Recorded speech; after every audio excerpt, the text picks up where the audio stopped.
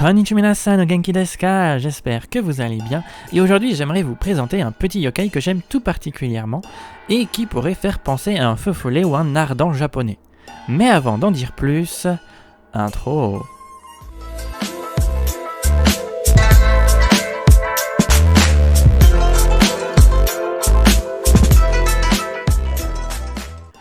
Pour commencer, parlons de son nom.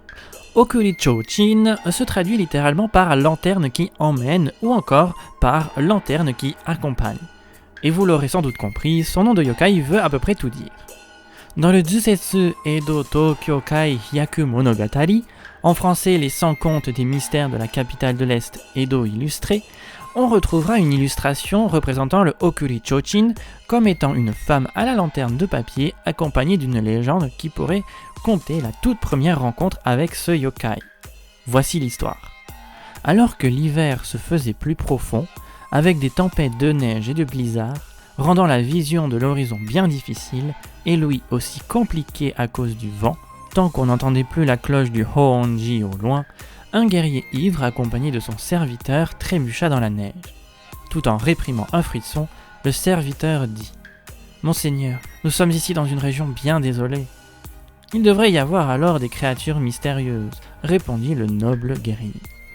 En regardant devant eux, ils aperçurent au loin la lumière d'une lanterne de papier et de bambou, qu'ils essayèrent de suivre tant bien que mal dans le blizzard glacial.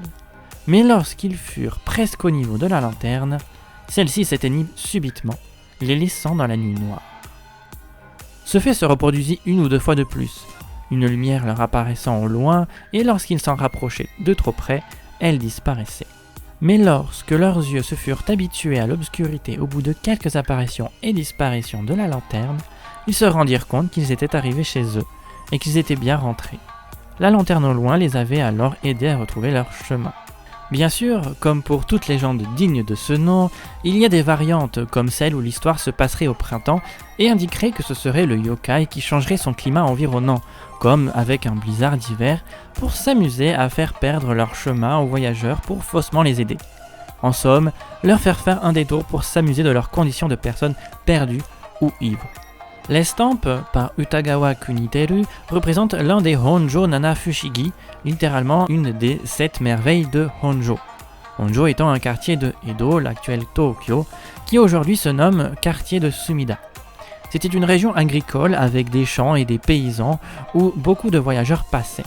Le quartier est situé d'un côté de la Sumidagawa, en face des quartiers Asakusa et Yoshiwara qui se trouvent de ce fait de l'autre côté du cours d'eau.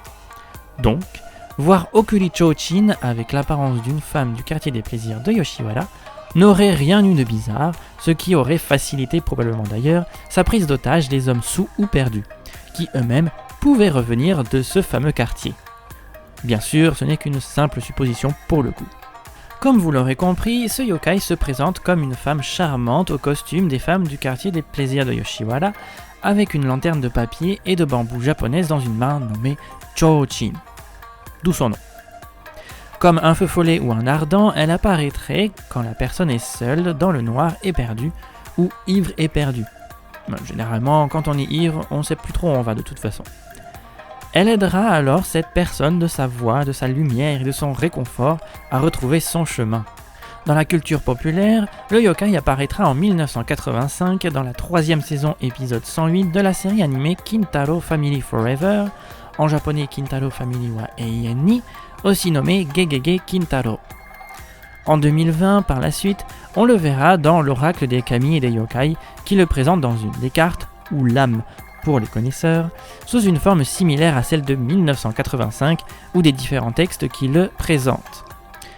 Dans le petit livret, l'Okurichōchin est décrite comme une femme prenant soin des voyageurs ivres ou perdus en les aidant à rentrer chez eux grâce à sa lanterne. On pourrait discuter de tout avec elle pour s'occuper durant le trajet et elle aurait une voix et une façon d'être rassurante pour mettre en confiance le voyageur. Et lorsque ces fameux voyageurs seraient de retour chez eux, la jeune et belle femme s'évaporerait, tout simplement. Évidemment, il existe une variante de ce yokai qui prend possession des vieilles lanternes de plus de 100 ans. Enfin, plus précisément, lorsqu'une lanterne atteindrait une vie de 100 ans, alors elle prendrait vie et s'amuserait à effrayer les occupants de la maison dans laquelle elle est. On l'appellera alors Chōchin Obake, en français, monstre lanterne ou lanterne fantôme. Voilà, cet épisode est déjà terminé. J'espère qu'il vous aura plu et vous en aura appris plus. N'hésitez pas à commenter, partager, liker et à vous abonner si ce n'est pas déjà fait. Sur ce, je vous dis à la prochaine et... Matane!